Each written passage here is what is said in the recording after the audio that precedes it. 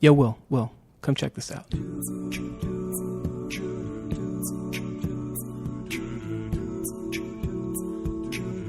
What the hell is this?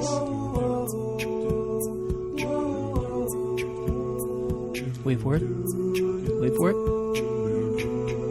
Here we go. You remember me when the west wind moves on the fields of barley. You forget the sun in his jealous sky as we walk in fields of gold.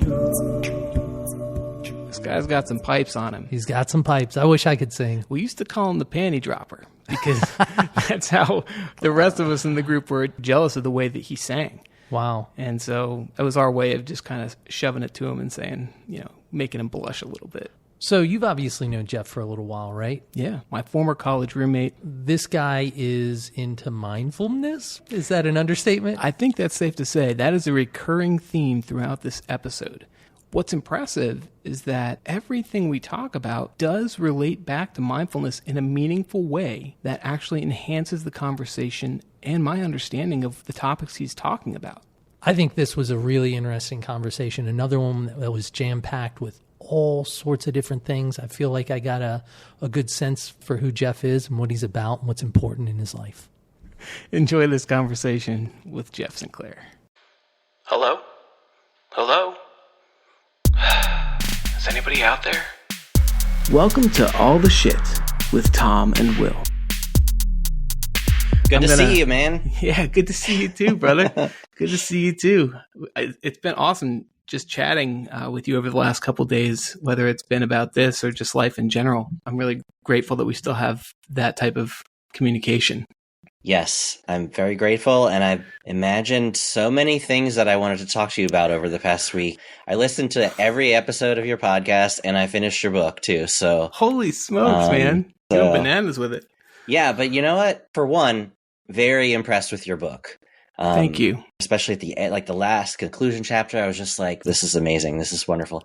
I liked it for the content, but the other thing was just like, I miss you, bro. And there was just so much about you that I felt like I was reconnecting with you just by like reading about your life and learning things about you that I didn't know. Yeah, I mean, that's a big part of it. And, that's kind of what we talked about a little bit, was just like how much that unburdens you to let all of that shit go that you've been, for me, it was just like trying to hide my whole life. It felt like, Yeah, well, good for you that you made that happen and you got that out there. Yeah, I'm looking forward to giving it to my son when he's old enough. And I could also see it starting conversations too, right? Like maybe even a good way to bring conversations up about some of those topics. It's like, hey, you know what? Read this and then let's have a talk about it, rather than me just like cold starting it out of nowhere. I feel like you preemptively did me a favor in the parenting department there. Thanks, man. Yeah, I appreciate that. I hope that people see it that way. What's going on in your life right now? I've actually had a pretty awesome day. I did some yoga this morning, which I haven't done yoga in a while. I did a Facebook Live guided meditation for our Unified Mindfulness Facebook group. And I guided a 20-minute meditation for my coworkers. And then I got a 80-minute massage. So oh man, that's a full day right there. I've had a pretty positive day and I'm feeling good. I'll tell you the other thing though, is that I am dealing with kind of a chronic sinus infection. And that's been going on for a long time. I finished a full 10-day course of the highest dose of Augmentin that they give, and it's still going on. So I've got to follow up with a ENT specialist. But when they found out that the antibiotics weren't really helping as much, they prescribed me a steroid. And that may be helping a bit, but it's also one thing, it's like amping me up. So I have like all this energy. I couldn't sleep. And I was like so wanting to go to bed early, like the past 2 nights, and like been good about not staying up late, putzing around playing video games. But it didn't matter. Like I couldn't fall asleep. My brain was racing. And part of it was thinking about you and your podcast and your book. And that got my brain really going on a lot of stuff too that I haven't thought actively about in a while. So I had all this good, juicy content to think about. And my brain was just like spitting it all out. And last night I just gave up after a while. And I was like, no, I'm not even going to try to go to sleep anymore. I'm going to read the rest of Tom's book. And I finished your book last night. Man, that's impressive. That's impressive. I appreciate that. Thank you so much for the plug too. That was not set up, folks. I just sincerely appreciate Jeff as a human being. And just to set the stage, so Jeff, you and I, we've known each other 21 years now. Yeah, it's crazy, but yeah. And so my first recollection of you at college, because you didn't live on campus until your senior year, is that right? Right. Technically my first senior year, because I changed my major very late, I had to take 5 years to finish. So it was really my fourth year, but I ended up being there 5 years. So yeah, you're right. It was. We knew each other because we sang an Invoice together, which was the only all-male a cappella group on campus. Yeah. And my recollections of you were as a very reserved, well-put-together young man who, from the outside, it looked like you had everything together. You never really drank to excess, with maybe the exception of that ALCS party we had when the Yankees beat the Red Sox, and I think we all got a little bit extra that night. Oh, that was, some good memories, some good pictures from that too. Yeah, there are. But yeah, living with you, one of the things I remember is that so your major was computer science? It started out as computer science, and I realized I wasn't into programming, and so I switched to physics. So I graduated with a physics degree. Okay, because what I remember is one day I distinctly remember coming back to the apartment and you were standing next to the wall, facing the wall, as if someone had put you in a corner for timeout, and you were slowly and repeatedly walking into the wall. And I thought you had gone insane. And you explained to me that one of the concepts that you guys had talked about in class was the possibility that at some point, if all the molecules lined up correctly, you could physically walk through the wall. Quantum tunneling. Whatever. I was just like, what in the world is this dude doing? Oh, I forgot about that. And wow, what a nerdy thing to do. But that's kind of like who I am and who I was and who I still am. But wow. Yeah, man. Good story. I forgot about that. I love that. I was just, it floored me. And I think at that point in time, I was not thinking big picture about really anything.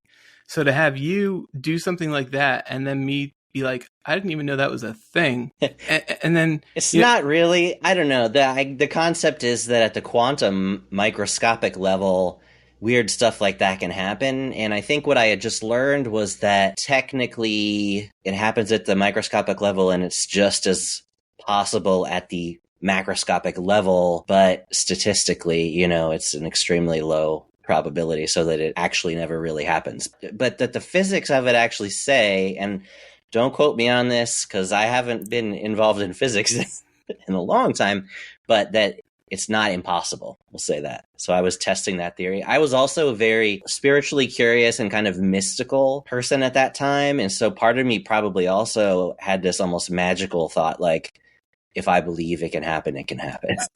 Yeah. And so that was the other thing, is that you were the person who introduced me to meditation. The first time I ever did any type of meditation was with you in that. I think you were the first person I ever taught meditation to in any way. Yeah, man, that's crazy. And now that seems like it's a big part of your life. Yes, it's actually a huge part of my life, if not like the most significant part of my life. Yeah. The type of meditation that you coached me at the time, do you remember what it was? In college? Yeah. It was something very niche and not mainstream really at the time, something that I just found online, and the internet was different back in those days. It was kind of a little bit wilder, I think. And it was called simple meditation. Okay. And it was pretty simple, but yeah, it was like kind focusing on the inner vibration was the big thing. Yeah, it was like a way to get settled and get in touch with your higher self, like a higher version of yourself, whatever you might conceive of that to be. And I know that over the years that's evolved for you, your practice, the type of meditation you do, and what you coach now. Mm-hmm. Can you walk me through that transition? Yeah, so I discovered meditation in college through reading books, getting into New Age mystical sort of things like that. And I liked it, and it had benefits for me. And one of the slightly different meditations, but I learned back then too, was like a love meditation where I would actually kind of visualize myself sending out love to other people. I remember one time I was doing that on campus. I was walking back from class or something, and it came back to our apartment, and I had been doing that, and I was feeling so good. I had this smile on my face, and you and Connor were like, dude, did you just get laid? Like, who's the chick? Because I was just like on cloud nine. But it was from doing this meditation. And I've used that story actually when I teach meditation sometimes to kind of like tell people how powerful this can be on your mood sometimes. Yeah. But that was very early on in my meditation journey, and I already knew that it was powerful. When I graduated, I really kind of stopped doing it and didn't have much spirituality in my life at all. I got with my now wife, Emily, in college, and we were together after college. I was going down and visiting her, and then we moved in together about a year after that, and I was working, and she was going to school, and I got addicted to video games. So that was like the big thing for me, and I kind of lost interest a little bit in a way in meditation and my spirituality. But it came back, especially when I found out I was going to be a dad. Really? When I found out I was going to be a dad, it was like, you know what? I want to go back to these practices and these wisdom traditions that I know will help me be a better man and a better person, because I have this reason now. This bigger, more important reason is I've got a child coming into the world, and I want to be the best version of me that I can be. And what I had knew already from my past readings and things like that was that meditation can help you be a better person. I also decided, even that at that time, that I wanted to teach it. I wanted to share it with people. And I didn't know much about how to do that, but I found a program online that would train meditation teachers. And they said that a prerequisite for taking this teacher training was that you had to have a daily practice for at least 5 years. So I said, all right, I'm going to get started on that. And I committed to practicing meditation every day for 5 years. I achieved that and just kept on going. And I'm actually over 8 years now of not missing a day of doing meditation. That's awesome. So prior to that, though, you had no formal training of any kind? Like, it was all just internet and books, self-taught? I did a guided meditation session at college once with one of the philosophy or religion professors or something. I wouldn't really call that formal training. But yeah, it was from reading books, from stuff I learned online. I did take some sort of spiritual courses online, but not specific to meditation. So my techniques have changed over the years. I'll say when I started, I was more new age, mystical, love and light, all of this mysterious stuff. Even believing some kind of out there things that since then I've kind of, I would say, transcended some of those beliefs. And I've gravitated more towards somewhat traditional, but on a secular side of actual Buddhism and Buddhist meditation. So that's where you find yourself now, you would say? Pretty much. But before I hit my 5 years of daily practice, I discovered a organization called Unified Mindfulness. And Unified Mindfulness is a system of mindfulness created by the American mindfulness teacher Shinzen Young, who is a very well-regarded mindfulness teacher. He's also a neuroscience researcher, so he does a lot of science and research on meditation and its effects on the brain, and he's looking into ways of using technology to improve people's meditation outcomes. I did fortunately find Unified Mindfulness through there, and they had an online self-paced training that I did. And at the same time, I was actually meditating at work, like during my lunch break. And I was thinking, I wish I wasn't doing this alone. I wish there were other people in here meditating with me at work. That would be really cool. I didn't know anybody else there who was interested in it or even knew how. So I was like, they probably need somebody to teach them. Maybe I can do it. Like, maybe I can share this with some people here at work. And it happened that my manager's son was on the wellness committee at work, and my manager was really supportive of this. And he was like, you should talk to him about it. And turns out the wellness committee was interested in bringing mindfulness to the workplace, but they didn't know where to get it from, anybody who could teach or whatever. So he was like, if you're taking this training, we'd be happy to kind of partner with you on it. So I finished the training and I started teaching classes at work. And I started with just my team, people that I knew very well. And it was not very polished. I was sort of reading off of an agenda, but it went pretty well. And people thought it was very beneficial, and I enjoyed it. And I started doing that for the wider community in my workplace. And I got better at it. I didn't have to read off of notes as much anymore, and I became more comfortable with it. And I ended up teaching over a dozen classes to over 150 people in the first year. And I just loved it. And the feedback was great. I think it went well with the culture. So the reason I went down that whole tangent there is to explain part of where I'm at now is the Unified Mindfulness system is really my main system of practice. And what is that? It is secular mindfulness, but it is heavily informed by Buddhist practice. I think mindfulness is a practice that's available to all human beings, and you can believe whatever you want. You can be any religion or no religion, and it's fully compatible. I believe that it doesn't have to conflict with anybody else's religious beliefs. What are the basic principles? What is the basic concept of the practice? If you were to give someone a brief overview of saying, what the heck is this? What's this guy talking about?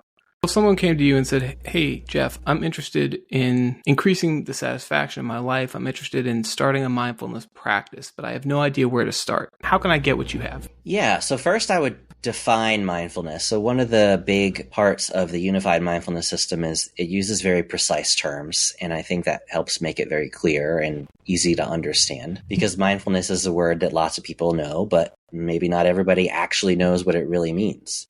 And Shinzen Young came up with a really good definition, which is mindfulness is a set of 3 attentional skills: concentration power, sensory clarity, and equanimity, all working together. And concentration power is your ability to focus on what you want. Sensory clarity is your ability to track and explore your sensory experience in real time, what's going on right now, basically. And equanimity is your ability to allow your sensory experience to come and go without push or pull. So it's letting things happen, letting things end without clinging on to them, without suppressing them or pushing them away. It's basically finding a way that you can roll with life, that you can not resist what your experience is. And that leads to all kinds of positive outcomes. There's lots of research out there showing that it actually can affect your brain in physical ways. It can make you less self-centered. It can help with emotional regulation. It decreases stress. It increases resiliency. So when something bad happens to you, you can bounce back more quickly. So it's a way of training your mind. You're training your attention. So we have a whole bunch of practices that we can do that train your attention. And you train these 3 skills that all combine to make mindfulness, and that's concentration, clarity, and equanimity. So I know you're a big physical fitness guy. The mindfulness training is attentional fitness. And there's a lot of parallels, because you might feel great sitting down and meditating for 10 minutes.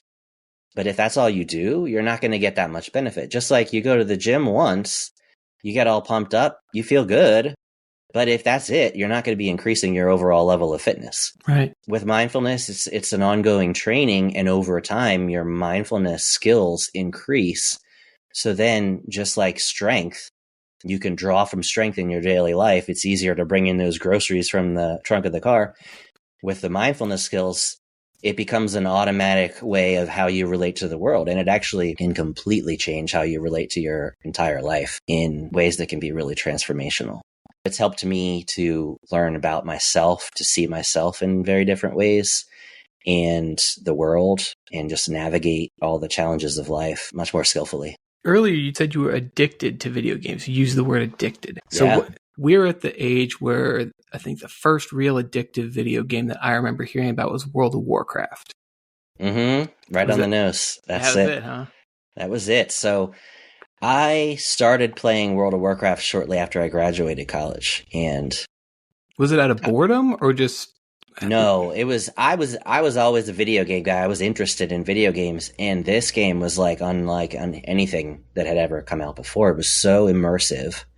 It's a massively, and it's still out unbelievably. I mean, this was 2004 that I think it came out, and people still play it now, almost 20 years later, and it's still going strong. I don't play it anymore, but I got really into it to where I would play all day. I mean, especially after college and I didn't have a job yet, and my girlfriend lived 3 hours away. I'd wake up in the morning and I'd play World of Warcraft, and I wouldn't even stop to eat. Like, I would be eating at the computer, and I would just be playing all day long. I would stay up all night, and it was okay for a while, right? Like, I managed it. I got a job in technology support, and so several of the people I worked with played also. You know, there was also the fact that it was online and multiplayer, and so there was like a social aspect to it. I didn't really have, after college, like a social group anymore, but I found a social group through World of Warcraft. So that was part of what was good about it, was that it actually let me be part of a kind of like a club, you know, of other people that play this game together. When did you realize that it was getting out of hand? 4 years of playing it a lot. I mean, that was like what I did on my days off. And my now wife being extremely patient with me, not like saying, what is this loser doing playing video games all the time? I'm leaving him. Like, she was extremely patient with me. But I started to realize part of the downside of having a group that you play with too is I had scheduled activities in the game with them, right? We had these raids that we would go on, and I was a leader, and I liked being a leader. And that was part of what I liked of it. I kind of led this group, but I had to be there too. And it was on Saturday nights. And so instead of going out on a date or hanging out with my wife or girlfriend at the time, we weren't married yet, but instead of being with her, she was off watching TV or whatever, doing her own thing, and I was on the computer, you know, and she was just so patient with me with all of that. But she did start to get annoyed, or I don't know exactly how I would characterize it, but I could tell she was unhappy with the situation. She wanted more of my attention, and of course I wasn't giving her that. And I did realize that I had a compulsion to keep playing this game. I was thinking about it all the time, and I wanted to play it with any spare moment that I had. I did some reading online and about addictions and realized it's not like heroin or something where it's bad for your body physically, right? But it's something that I'm emotionally addicted to. It's a habitual thing. And I just decided that I was going to quit, and I had to just sort of quit cold turkey. And I just told my group that I wasn't going to be there anymore, and that I was going to have to stop. I think it was good timing because we went on a vacation to the beach right at the time that I decided to stop. So I couldn't play when we were away at the beach anyway. And so when I came back, it was just like, okay, I'm not doing it. And my life changed. I started playing hockey again after that too. So I kind of replaced, it's like, you know, they say, what's your anti-drug for like drug addictions, right? Like, so you have some other activity that can take the place. So I replaced that negative activity of this addictive video game with a positive of playing hockey again. And of course, I spent a lot more time with my girlfriend after that too. So there was a lot of positives from the time that I played that game, but looking back on it, it was like, I feel like I kind of just lost some time, and it took a while before I realized that it had taken over my whole life. I still play video games now, but I'm very aware that I have those addictive tendencies towards them. And this sort of ties into the manliness topic, but I think one of the things that drives me and drives many men is working towards a goal and achieving that goal. Yeah, and a lot of video games are designed to give you goals and make you progress towards them and achieve them, get more loot, get more treasure, make your character stronger and stronger. And they give you this illusion that you're progressing. But in a lot of cases, you're just sitting at a computer. You know, it might be fun, and I'm not knocking people who play video games, and I still really enjoy them. But I'm aware that they have this quality to make you think that you're actually achieving greatness, but really you're sort of just simulating that. Yeah, they're giving you that nice dopamine dump when you, quote unquote, you know, do something good, you win, you get more loot, whatever it is. Like that's the drug, is the dopamine that that dopamine hit you feel. And there's times where I'm playing a video game obsessively, and I have this goal in mind.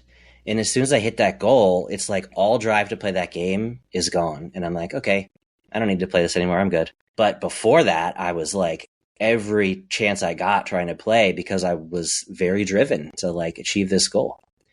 And I think that's a quality that could be good in life, but it's much more productive to apply it to something other than Yeah, it video depends on the games. application, right? Absolutely. Yeah. So if you're the kind of guy that really likes those video games, you could actually think about some things in your life as a video game. I know they even have apps like to-do list apps that try and gamify your life. So it's like you get experience points for taking out the trash or something like that. If that helps you to frame it that way, then somebody's cool. wife made that one for sure. Although I don't think, that's not limited to men. There's plenty of women who love playing video games. There's 2 women that I work with who met their husbands in a video game setting. That blew my mind to find that out, but it is a community in some sense, right? Yeah. And even, one of my best friends now, we get together online and play games sometimes, and we work together, but we both have young kids and we don't have the opportunity to really kind of go out to bars or whatever and hang out. But hey, after the kids are a bit in bed, we can hop on a video game for an hour and play. And we end up chatting and talking about work and our day and, other stuff while we're playing. So it's kind of just another thing that you do to hang out. Yeah. Okay. So I have a couple thoughts on that. But before I do, I wanted to ask you that question because I know that you'd mentioned that your meditation practice kind of coincided with discovering that Emily was pregnant. And I'm wondering if any of that helped you break from the gaming addiction. Now that you mention it, I do think that the obsession with the video games, with World of Warcraft in particular, it crowded out any of that spiritual stuff.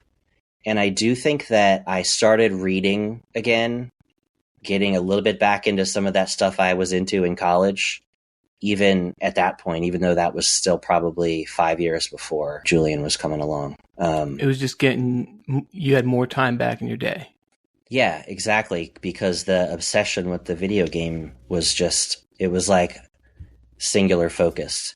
So when I finally made myself drop that, there was all this space available for other stuff, more space to devote to my relationship, to getting back into playing hockey, and exploring this other stuff again that I remembered being very interested in and passionate about. What you mentioned at the end there, I thought that was extremely interesting, how you and your friend, you're on very similar life paths, a lot of similarities, stuff to talk about while you're gaming. Last night, I was watching Welcome to Wrexham. Are you familiar with the show, the concept? No, haven't heard of that. In short, Ryan Reynolds and Rob McElhenney, 2 Hollywood guys, bought a soccer team in Wales. And they're investing money in the team, riding the highs and lows. That's the premise of the show. The episode I watched last night, and I'm way behind, so anyone listening to this is, it's old. They did a piece on the effect that COVID had when the league shut down, when there were no fans going to the games. And they surveyed a lot of fans, and they asked them what they missed most about it. And overwhelmingly, the first thing that people said was nothing to do with the sport itself, nothing to do with watching people play. It was about the relationships that they had with other men and the things they could talk about while they were watching soccer. Yeah. And they drew the conclusion that we as men use, whether it's video games, sports, we use those times to connect while we're doing something that's perceived as manly. We're watching competition, we're getting jacked up, we're drinking beer, all this stuff. Yeah. But the root of it is that's a way to cover and make it appropriate to be having real conversations with other men. And that was the first time I'd heard it framed that way. But it makes a ton of sense when you think about all the time we spent, on Sundays watching football. I didn't give a shit about football. I didn't care who was playing. I liked hanging out with you guys, having a beer, laughing, talking about other stuff, and the game happened to be on. But there were no times where we just said, hey, you know what? Let's have a family night and sit down and just all of us yuck it up. That didn't happen, What do you think about that? I think it's a really good point. Similarly, I have never been a huge fan of baseball, like very casual fan, but watching that ALCS with you guys back in college between the Yankees and the Red Sox, that was just a great time. We just had so much fun, and it was, I think part of it is sometimes guys need something external to focus on together. Right. I think maybe it goes back to like hunter gatherer times, but we need like some external thing to like be a team about. We can't just get together. I mean, we can, but we're not hardwired, or it's not our natural tendency to just get together purely for social interaction. I think we could do that, and we have to be intentional about it if we want to, but it's easier to be like, let's watch the game, and you may not even watch the game and you end up just having a complete social experience. Like I was saying, there's times that my friend and I get on the game and we really don't actually play very much because we're just talking the whole time. And hey, that's great because it gives us a chance to talk. And I think about the a cappella group you and I were in, and how that was an awesome opportunity for these guys to bond and to have a great structure to create these male relationships. I think that guys can get that through religious groups too. Like I in the past have not been a big proponent of like religion or whatever, but I've really come around to, even though it's not really for me, I really respect it, what it can offer certain people. And, listening to the conversation you had with your father-in-law about some of the faith-based ways that he's able to connect with the other men, that's inspiring to me. So I think maybe we just want some kind of shared interest, I think that can bring us together. Some kind of a buffer that allows that communal group feeling to be okay. Mm-hmm. Because like it just feels weird to just say, hey, you guys want to hang out and chat, I think a lot of people get a little weird feeling about that. And right. Yeah. But we had great times playing poker back in the day too, right? So it's like if you have just that's something. The same thing. Yeah, it's the same thing. You talk about, I kind of see religion the same way now. It's not for me, but I appreciate what it can do for people in terms of bringing people together in community. Mm-hmm. Right. And that's why I look at CrossFit as the same way, because people that do CrossFit, there's all those memes, people who do CrossFit only talk about CrossFit. And that's true to an extent, but typically they're in a group of other people who do it because that becomes the community, right? It's the same as people who go to Bible study talk about the Bible. Well, there you go. It's the common point that we're rallying around. And then the community is why we're truly there is the community. Yeah. I think because of those factors, especially for guys, and especially as we get older, we have to recognize the importance of social connection, and that some of these external things don't come as natural or as easy as they used to, and we actually have to be intentional about it. You have to join some group or whatever, and it's one thing that I keep hearing is that church attendance is going way down, and I don't necessarily see that as a bad thing myself because I've never been a church guy, but people are losing that community, and is there anything to replace it on that community level? Forget about the content or whatever, because similar with sports, the content may not be the most important part. It's the community and getting together, and we're human beings are social people. So you've got to find some kind of way to get community. And since COVID, it's gotten harder for almost everybody, right? So yeah, you got to realize how important that is and find some way of making connection. Absolutely. So I want to circle all the way back to the beginning. And I know when I met you, you already were, as you described a little bit, in that spiritual, mystic place. Where did that come from? Did you get that at home? What was your childhood like, and how were you raised, and what ultimately wound up spitting you down that path? So I was raised in a secular household, and I would say I got a lot of intellectual curiosity from my parents, and in particular my dad. I have a lot of memories of watching like Nova on PBS, like the science-based show, Discovery Channel, Star Trek.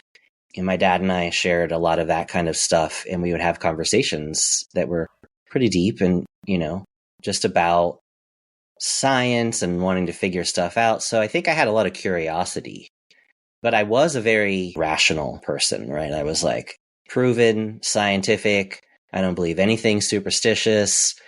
I was reading Thomas Paine, The Age of Reason and stuff like that. And I think one of the things is that I was very secular, scientific, and not religious. But a lot of people around me in my community were religious. There's a lot of churches around. I, grew up in Virginia, and it's in the South. And I was seeing people talk about religion and things like that, but I was sort of rebelling against that. And I kind of got that from my dad a little bit too, because he similarly saw a lot of negatives that have been done throughout history in the name of religion. But I certainly wasn't appreciating any of the positives yet, or realizing them. I think I started becoming open to things beyond the just purely rational. And it's weird, but I had a good friend at the end of high school and beginning of college that was went to my high school, and he got me into this band Tool. Oh yeah. So I'm into Tool, and I remember one moment, digression, but somebody in Invoice in our a cappella group was just trying to push my buttons and told me Tool sucks, and I got so mad at him, and I just blew up, and I was like, how dare you say that? And in retrospect, I'm like, why would I care so much? He didn't even know Tool. He was just trying to push my buttons. But why would I care so much about what someone else's opinion of my favorite band was? But that's just a maturity thing, I guess, right? It's a maturity thing. It's also a tribal thing. It's in the book. I referenced a very similar experience when someone was talking about one of the players on the Yankees being a crybaby. Right? Yes, I thought that's what, reading that made me think of that scenario when that happened. Yeah, it's crazy. At that young age, you're just so violently tribal and will defend your tribe at all costs. It's such a weird feeling to not, you skip over the rational step entirely and just go straight to. Well, and part of it, to come back from my digression, is that I think Tool meant more to me than just a band, because their music was different than anything I had ever experienced before. And it alluded to a lot of these spiritual themes and mystical, esoteric stuff. And I started, so not only listening to their music, but researching some of the stuff behind some of their songs. And they had a suggested reading list on their website, or that they had sent out to their fan list or something. And I started reading some of the books on that list, and some of them were out there. Some of it was sort of conspiracy theory, new agey stuff.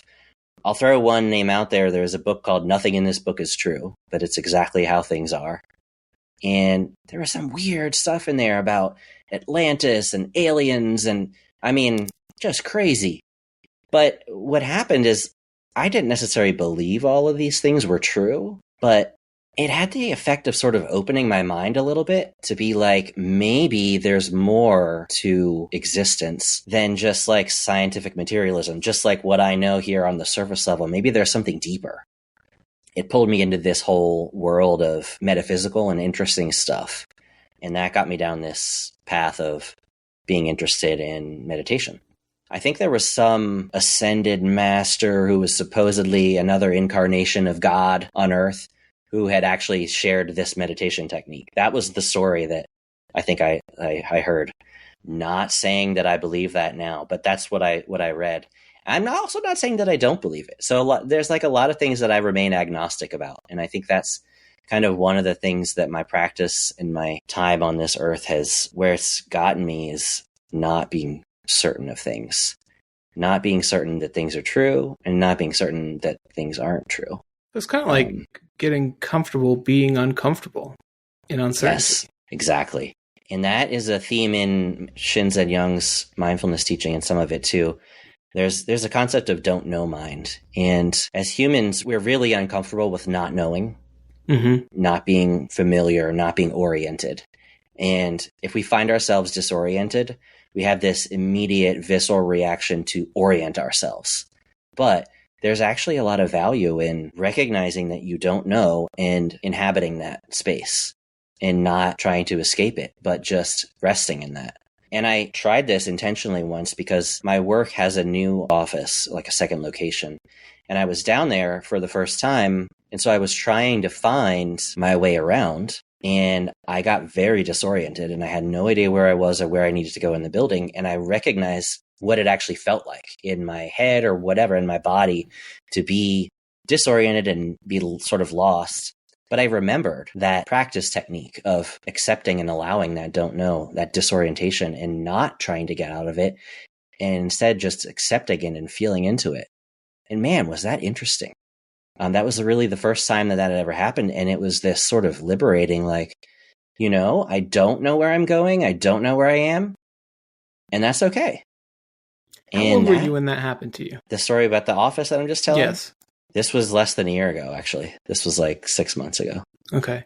How old do you feel like you were when you started to be able to differentiate and identify, oh, I'm having this thought, and rather than just being reactive to it, as you were with the instance when someone said tool sucked? So there's a difference in the way you reacted to that situation and then this one.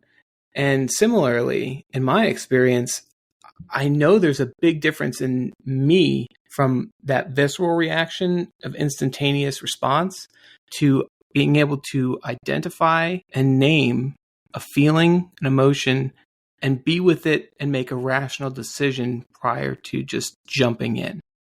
Yeah. And it sounds like that's the same correlation you just had here. Do you know when that switch happened for you? That is a key benefit of mindfulness, right? Is giving us some space between stimulus and response. When did I first start to notice that? It was certainly after I had a regular practice. So post 2014. But I'll say I can remember times when my son was a baby that I had that recognition of, some feeling or something and recognizing it as a feeling. But I still got caught up in stuff a lot, and I still do, right? Like I'm no Buddha yet. I'm working towards that, and I think we often have the idea that enlightenment is this sudden thing, that all of a sudden you go from a normal human being to this enlightened Buddha. But more often it's a gradual thing. You get more and more enlightened as time goes by, and it can sneak up on you, and you don't even realize how enlightened you are until you talk about a situation like this that's happened to you and how you've handled it. And we're so impulsive most of the time that we don't, even just a little tiny bit of space can stop us from doing that impulsive thing that we're going to regret for a day, a year, the rest of our lives. It's just a tool in your tool belt, right? It's the same as on a vehicle. You can drive a vehicle made, in the early 2000s. It still runs fine and gets you where you want to go. But the newer models have that radar detection. So if they notice that car in front of you slowing down, it'll automatically put that brake on and give you that extra space and give you the time to react rather than getting in an accident. So both work, but it's nice to have that extra safety feature. And in a lot of ways, I think mindfulness gives you that. Yeah. It's weird to think about that we are men now. I think in college, I still felt like I was a man at that time. And looking back on it, the separation in time, I look back on myself then, I'm like, well, he was a stupid kid, right? But at the time, I thought I was full grown. And now here, I think at this point in my life, I know there's a lot that I don't know. I still feel full grown. I'm wondering in 20 years if I'll look back on this conversation and think, oh, what a stupid kid. Probably, right? Because that's the nature of life. What age did you realize I really don't know shit about shit? I think that's the beginning of wisdom. I remember thinking that I knew it all, right? Or at least thinking that even if I didn't know it all, I was right about the stuff that I believed, I was the one that was right. And I remember having debates with people online, the early days of the internet, about like my beliefs versus their beliefs. And I wouldn't even bother debating those people now. I'd ask them, I would just ask them questions about their point of view, not try to convince them that they're wrong. But I used to do that, right? But that sneaks up on you too. Like, when did that happen? I can't exactly say. I will tell you that something that is very humbling is having kids. There's a lot of cliches about parenting, and pretty much most of them are true. Like, there's nothing that can prepare you for it. And like, you can, and I did, I read all these books and I was pretty prepared, but it's hard. The challenges of it are more than you can imagine, but it's also more fulfilling than you could possibly imagine. So it's the hardest thing and the most rewarding thing, but it certainly humbles you that I do not have everything together. And it continues to do so because your kids change very rapidly. And you realize even if you had it under control last week, something new is happening now, and you've got to get up to speed. And that happens in everybody's life too. But I think kids have a way of pointing out that you're not. Gives you respect for your parents, doesn't it? Yeah, you definitely, you get a different appreciation for what your parents went through. And I also think my parents were a lot younger than I was. They had kids at a much younger age than I did. And so I had a lot more preparation to mature than they did. And they still got through it. So, Did you have the opinion when you were young that your dad knew, or maybe it was your mom, knew everything? And that was just the thing to be, was once I grow up, I'll be like Dad, I'll know everything. Yeah. Yeah, I think so. And that he was perfect, like that he did everything right. And then I think when you reach adulthood, then you can look back and say, well, maybe there was certain things that I thought it was perfect, but looking back, there was just little things here and there, nothing like devastating. My parents were great, and they are great, but there's little things that in retrospect, I feel like I might have done differently. But do you still have conversations with your dad? Like, do you guys have deep conversations now about real world shit?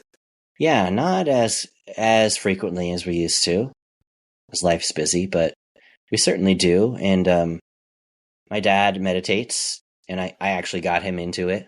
I went out on a limb several years ago and got him a book about meditation for Father's Day, and he wasn't into it at all, but I was. And I was like, read this, at least so you'll know a little bit about what I'm into, and maybe we can talk about it. And it was 10% Happier by Dan Harris, and he loved it.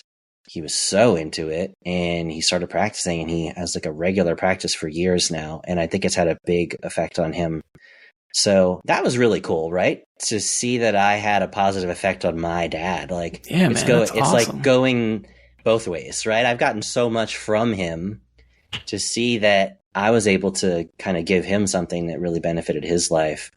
It was really cool. And it was like, hey, we're both men, so we can both learn from each other, as opposed to just me learning from him. Yeah, that's a huge, huge gateway, I think.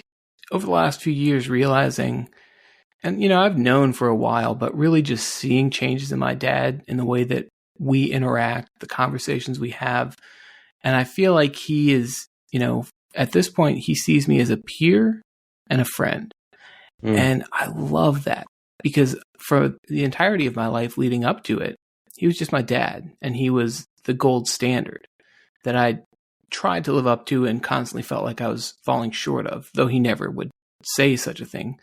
But yeah, once you get to that point where it's on that level playing field for the first time, it's almost like, my heart exploded with just so much joy that I felt like I was finally, like I'd made it, right? I'd arrived in his eyes. And that was huge for me. I don't know if that was your experience, but it sounds like something similar when your dad kind of validated what you were into, and the fact that you turned him on to something new was just a great turning point. Yeah. Yeah, another one was just hearing when I had my son that my dad said, after he saw me being a parent, he said, I always knew you'd be a great dad, but now I can really see that it's true.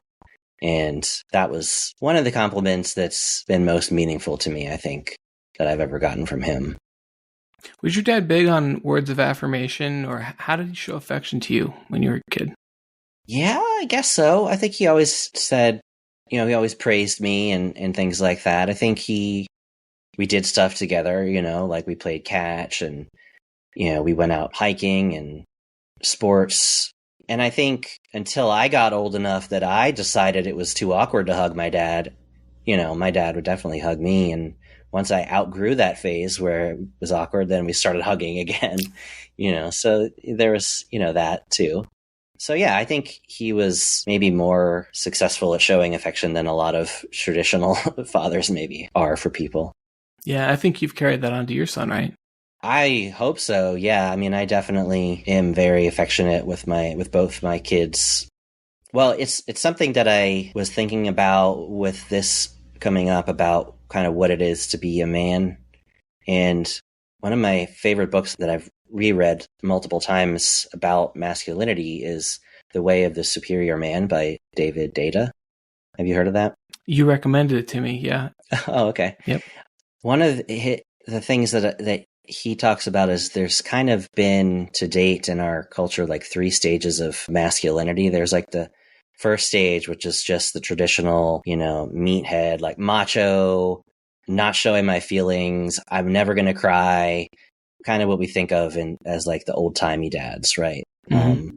Don't take care of the kids or anything like that. They're just the provider.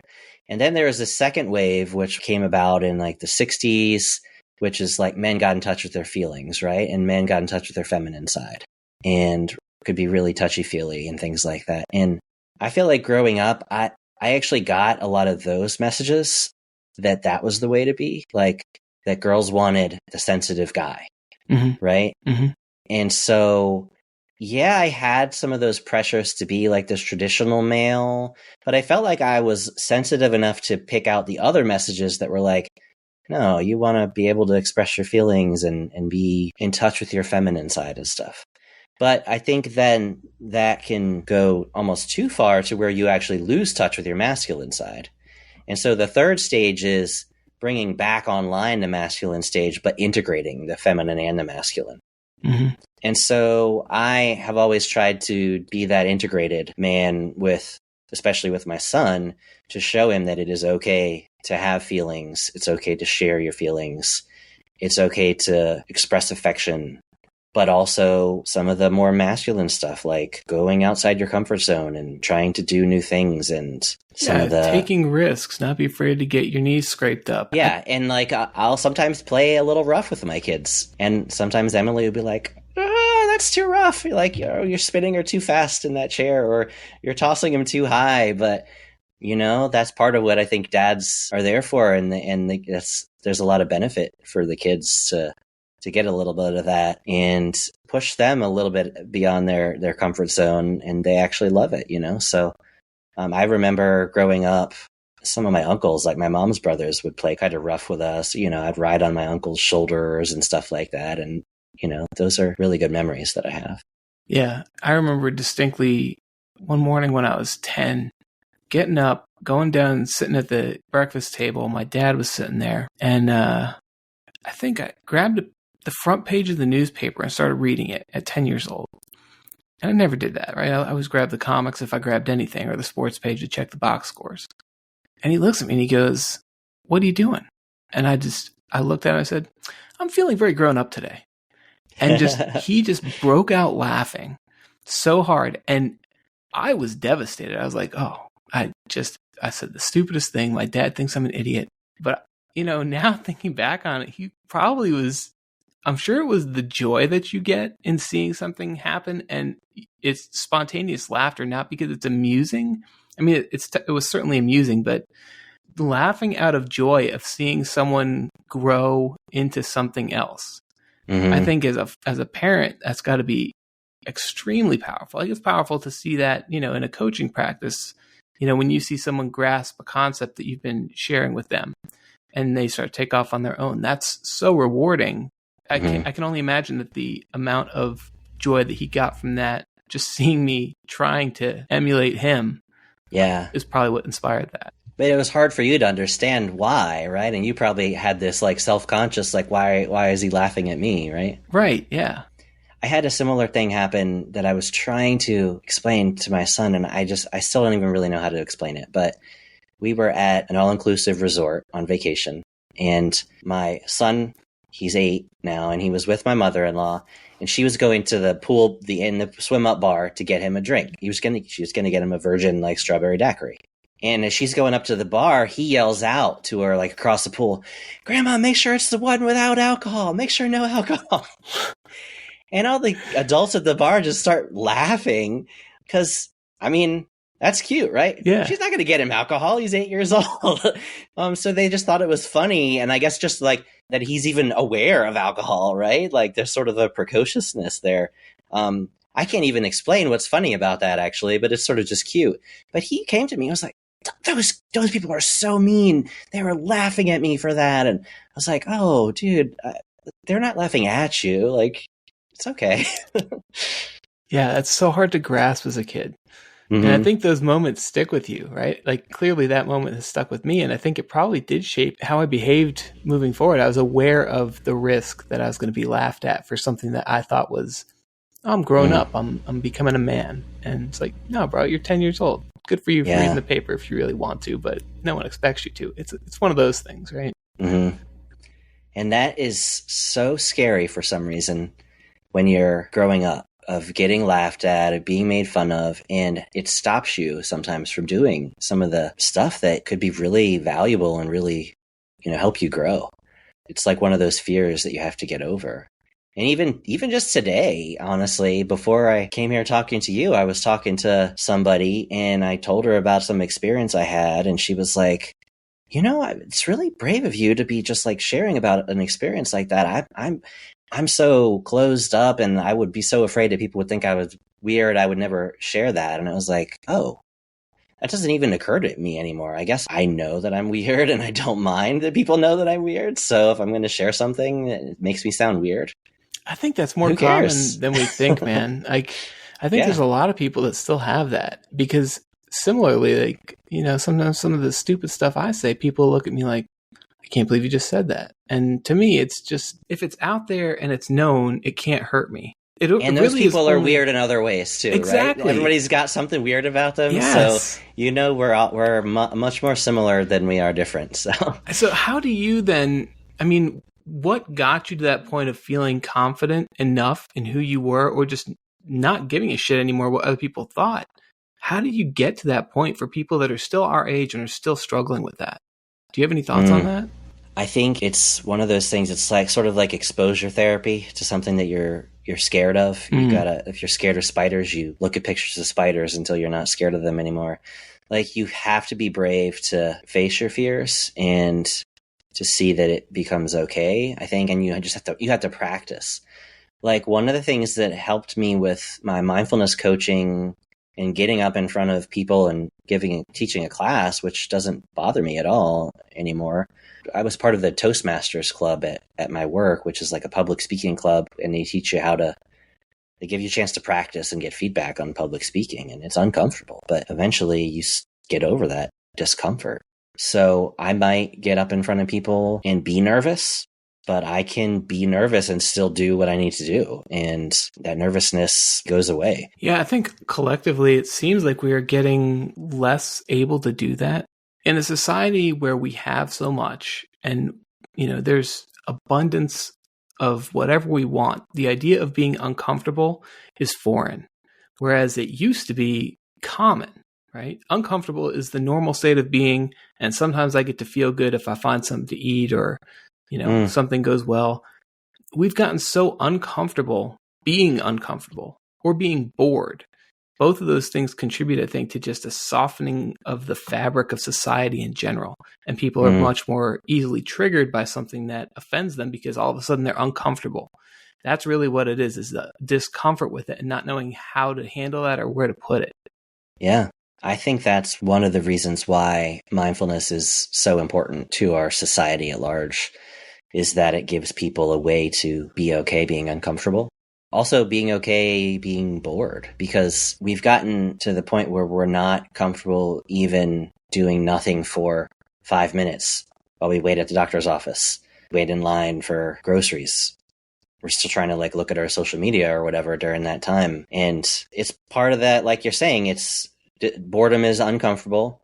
We don't have to feel uncomfortable anymore. We have all these ways to not feel uncomfortable, except that you will still feel uncomfortable sometimes. Like, there are a lot of ways to be comforted, but things will still happen in your life, and they'll be big, like someone close to you will die, or you'll lose your job, or you'll have a serious illness. Something will happen. And if you aren't even prepared to deal with the minor inconveniences of life, and how you're going to handle these big ones, you're going to be thrown into the deep end all of a sudden. Yeah. So I think with mindfulness practice, you can get comfortable with even very minor discomfort, and that can build. It prepares you for the shit that life's going to throw at you. We're all in shit creek. The question is, do you have a paddle or not? And mindfulness is a pretty damn good paddle. It's a good analogy. All shit heads up shit creek. Hopefully we have a paddle. To tie into that, you're talking about big moments in life and things that have the power to change you. Do you have, or can you think about a pivotal moment in your life when the way that you saw the world was changed in a way that you just had a realization that life was going to be different moving forward? I think a bunch of different ways and for different reasons.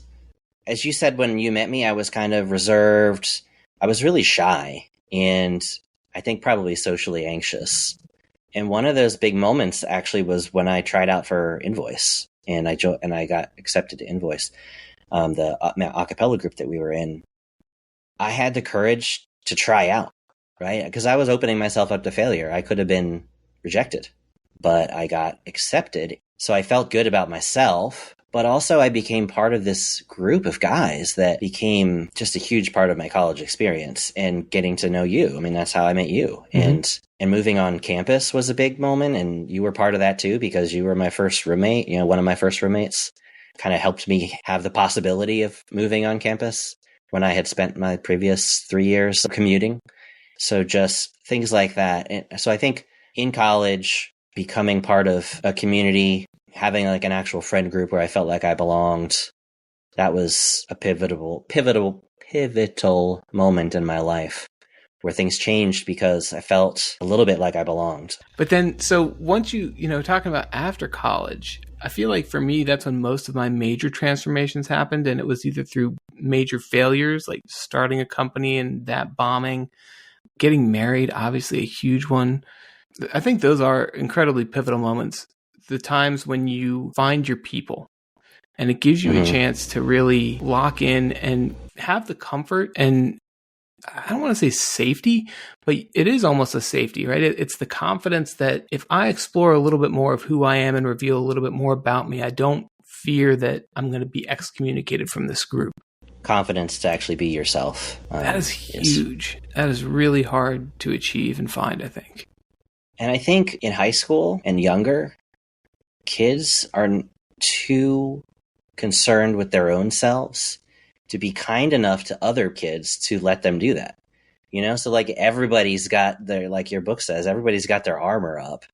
And I think when you start to get to college and beyond, people start to let that down a little and start to be kind to other people and see what that does. It's like opens people up. And I think that's why a lot of people blossom in college socially, because it's like finally they're not all just picking on each other all the time or scared to death of sharing anything about themselves because they're going to be ostracized. It's like, and I think it's a big enough community at most colleges that you can find your people because you can gravitate towards those groups that are more accepting of you. Yeah, and you see a wider array of humanity too, right? Like being at college is the first time I saw groups around issues that some of them I didn't know were issues to begin with and was completely unaware of. And other ones I was like, you mean more than one person thinks like that? And, it's all those niche things that then you can find an opportunity to gravitate into. I think, again, like you alluded to earlier, that gets harder after college, right? As soon as you have a job and real world responsibilities, a wife, if you're fortunate enough, that then takes up time again away from finding friends, finding community that's outside of those commitments. So do you have close male friends today? I know you talked about the guy that you play video games with and really just shoot the breeze.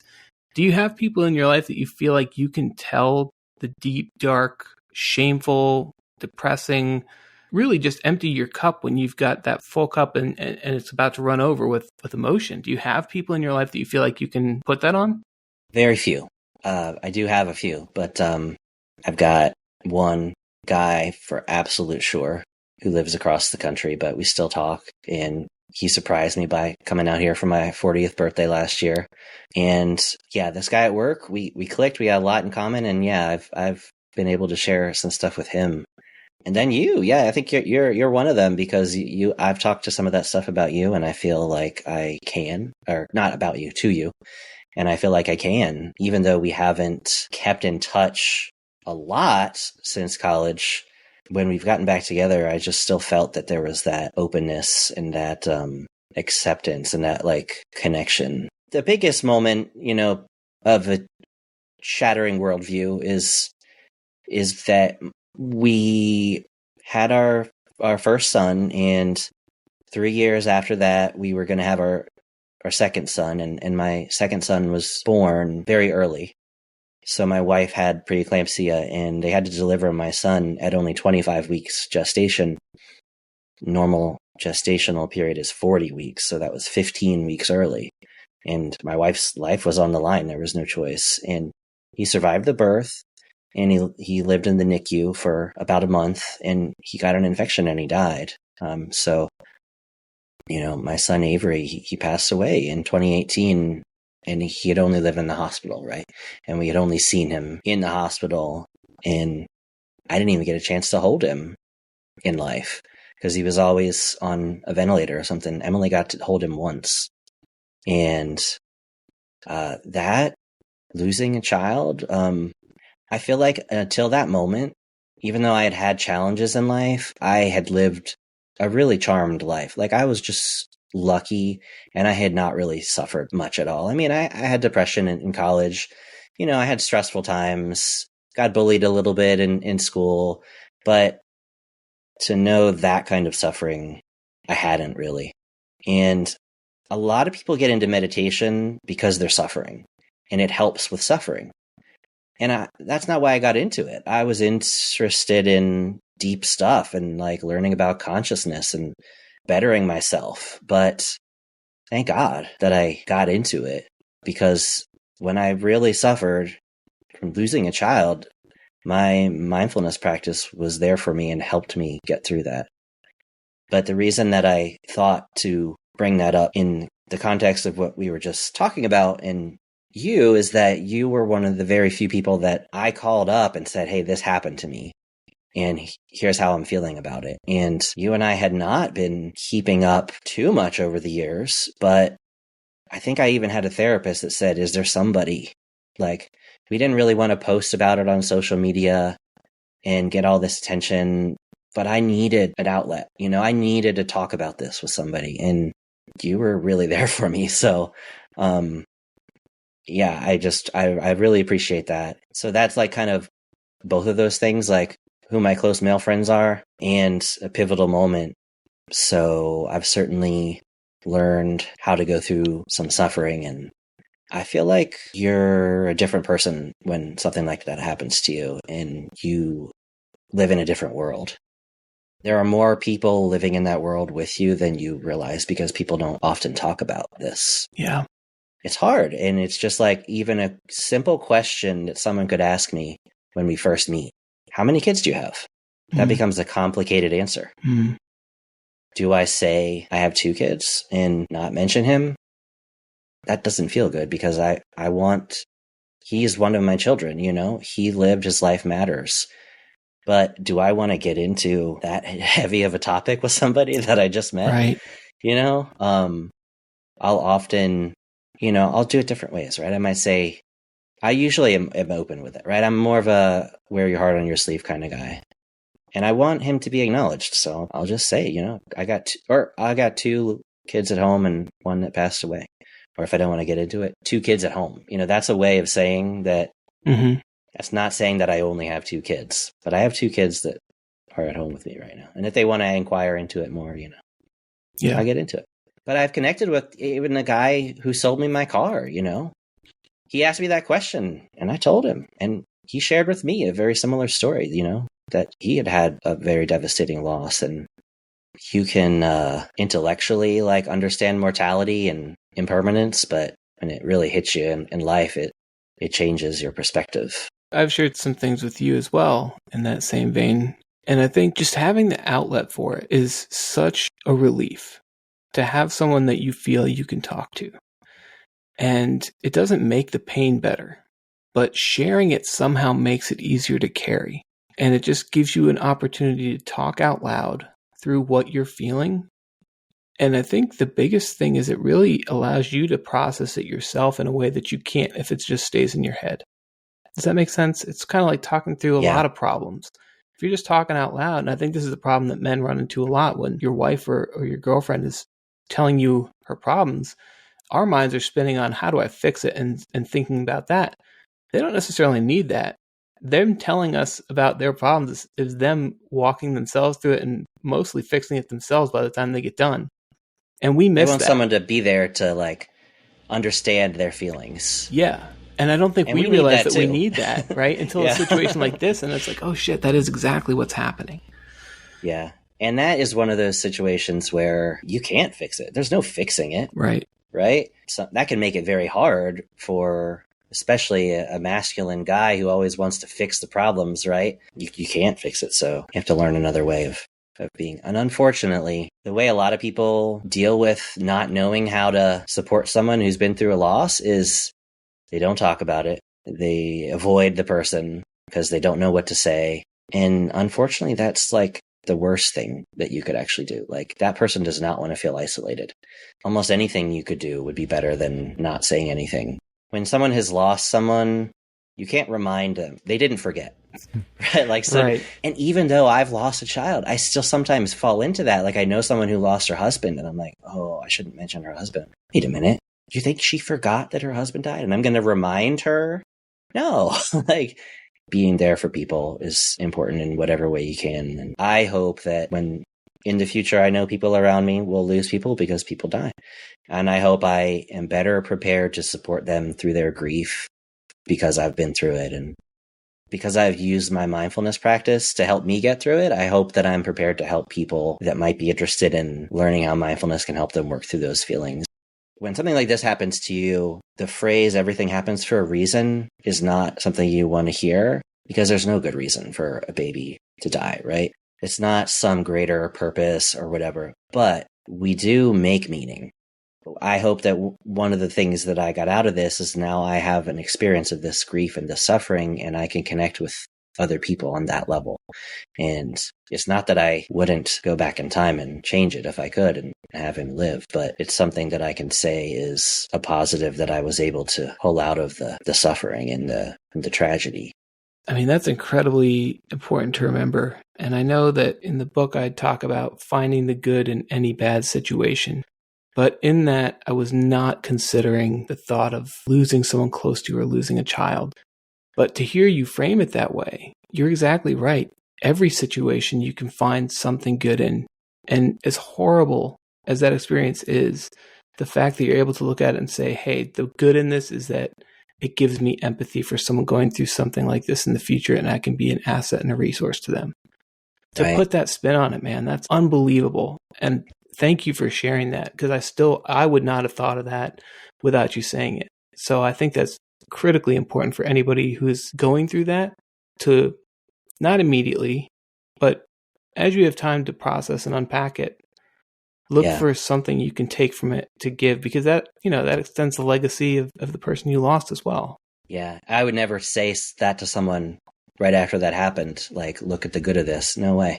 But, you yourself might find something over time. Part of it is empathy and realizing the truth that everybody suffers. And that leads to compassion, which is the earnest desire to relieve suffering. And that's a big part of Buddhism, and it's a big part of mindfulness. Compassion is even greater than empathy, because empathy is I can feel what you're feeling, right? Mm-hmm. But compassion is I want to help. I see that you're suffering and I want to relieve your suffering. And to me, that's one of the driving forces in my life is compassion. That's why I coach mindfulness, because I see that it helps people and it helps them not to suffer, basically. We get down to that level. Helps them suffer less.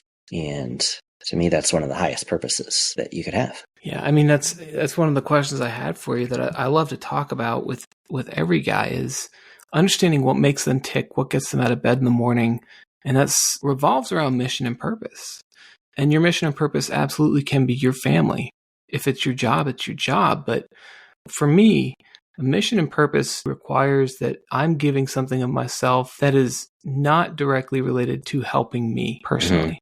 Mm-hmm. Not for financial gain, not for anything other than the joy of passing on, whether it's knowledge, whether it's boosting someone, being compassionate, and opportunity arises, but just finding a purpose to give back and to contribute to the greater good. And it sounds like you're doing that for sure with the way that you've approached mindfulness, and now you're helping that proliferate through your organization and hopefully going to be taking that nationwide through your organization. What would you say is your mission and purpose, and how do you approach that and balance it with all of your other responsibilities? One thing that I heard you say there is that it's doing things that are not for you. And I would reframe that, and I would say maybe that are not just for you. Thank you. Yes. Because when it comes down to it, you're actually getting something pretty seriously good out of that, right? Absolutely. It's like a higher good. Absolutely. It's like a higher motivation than a self-centered motivation. Yeah. One of my role models is His Holiness the Dalai Lama, who's the spiritual leader and political leader of Tibet. And he talks about wise selfishness, in that we're all selfish. We're all looking to be happy. But there's a difference between unwise selfishness and wise selfishness. And doing these things that are of a higher motivation, a higher purpose that actually help other people, being kind to others, is wise selfishness, because ultimately it makes us feel good, right? But it makes us feel better to be unselfish than to be selfish. So, but in a way, so we're still feeling better. So that's wise selfishness, because we're still trying to feel better. We're not going to do something if we absolutely don't get anything out of it. But connecting with a higher purpose, we get something so much more fulfilling out of it than if we're just trying to get money or, get famous or whatever. That is brilliant. I've had conversations with people about whether altruism truly exists. The definition of that is that you receive no reward, no benefit from it. And so to do something altruistically assumes no reward. And so this is a way to actually circumvent that and connect what altruism, when we say it, actually means, which is selfish. You get a deeper reward. Yeah. So what did you call it again? Wise selfishness. Wise selfishness. Yeah. I love that. That is such a good workaround. Thank you for introducing me to that. Yeah, absolutely. I think my mission, I'm working on becoming enlightened. I do want to become a Buddha. I want to be free from suffering, liberated, but not just for me. For the same reason that the Buddha himself did, was for everyone. That will help me to help other people better. The more enlightened I am, the better I can help others. The way that I learned it from Shinzen Young is that when we don't know how to handle our own suffering, that can distort our behavior. What we do is distorted because of those emotions. Like we were talking about before, mindfulness gives you some space to decide on the right thing to do instead of just reacting out of your emotions. Mm-hmm. Because why is that a good thing? Because when you just react based on your emotions, the thing you do is probably not going to be the smartest thing, the most effective thing. Chances are it's actually going to cause more suffering for you or others or both. Yep. So getting a handle on your own suffering is critical to helping others. Because if you really don't know how to handle your own emotions, your own suffering, even if you have the intention to help others, your own suffering and your own difficulties may distort your actions. And what you think might be helping might actually be not so effective or might even be causing more harm. So achieving these skills of mindfulness to get to that place where your suffering is not distorting your actions, you can become much more effective in whatever you're doing in the world. However it is that you want to help others, you can do it more effectively. I would say that my mission is not only for me to become enlightened, but for me to help others. And actually, I'm saying become enlightened, but I'm not super comfortable even with that term. Because what does that even mean, right? But yeah, it's sort of just, we could get a whole separate podcast talking about that. But it's sort of taking my mindfulness skills to the ultimate level. That concentration, clarity, and equanimity to their peak, to the point where I could experience anything with equanimity, where I could experience any kind of pain without resisting it. And I can experience any pleasurable, positive sensation and just fully let it flow without gripping onto it, without addictiveness or clinging, and totally getting over myself, right? Getting out of my own way, being free from selfish desires.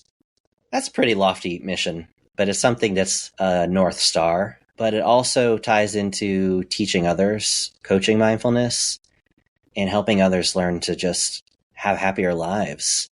Because I think that the more people that get more mindful and develop these skills, the better that their actions will be, and they'll cause less suffering for other people. And it'll have this ripple effect to where every person that gets even a little bit more mindful is improving our entire world. If I can help one person do that, then it can help ripple out beyond that. Everybody has some gift that they can give to the world. We can't just sit on that. We have an obligation as part of this human community to realize what it is that we have to offer the world and give it as best we can.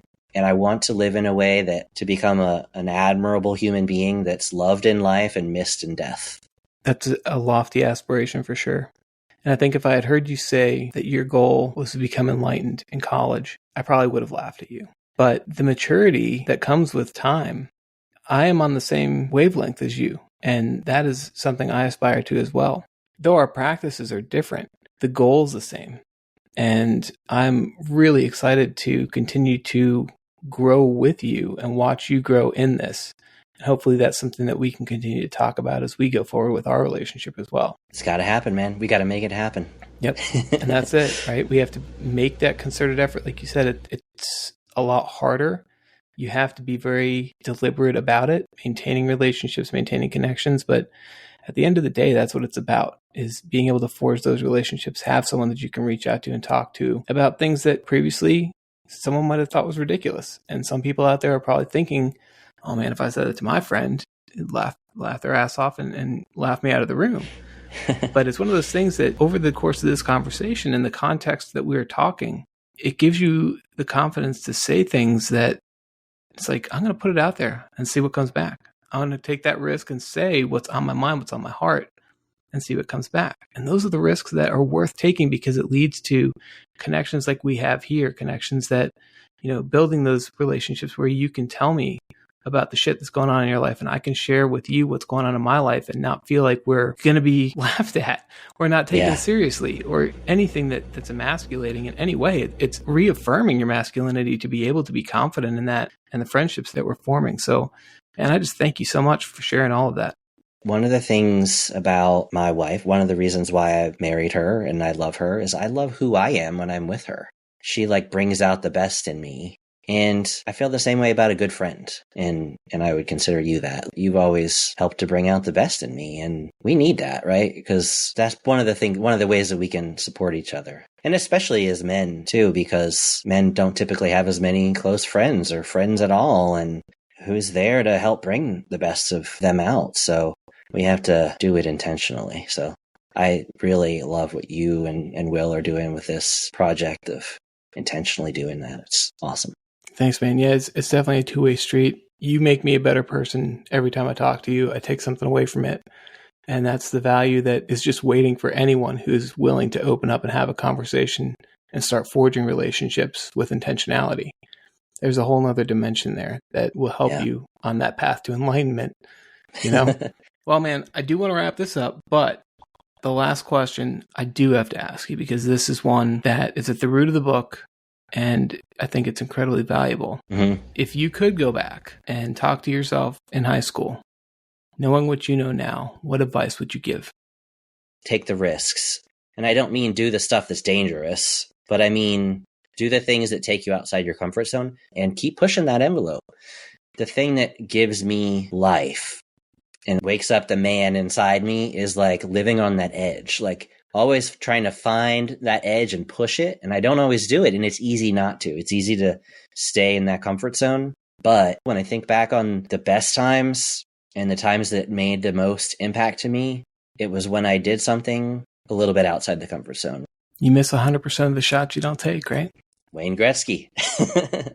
Yeah. And the earlier you can learn that lesson, the better off you'll be, I think. So that's probably the biggest thing that I would say to myself. Take those chances. Well said, Jeff. Thank you so much for your time. I mean, I can't express to you enough how grateful I am for your friendship and for your willingness to be open and vulnerable. I really appreciate it. I really look forward to continuing to stay in touch, continuing to connect, and pursuing enlightenment with you. I think we have a lot to teach each other, and I know for sure I have a ton to learn from you. So, absolutely, and I really mean that. All right, Jeff, take care, my friend. Yeah, you too.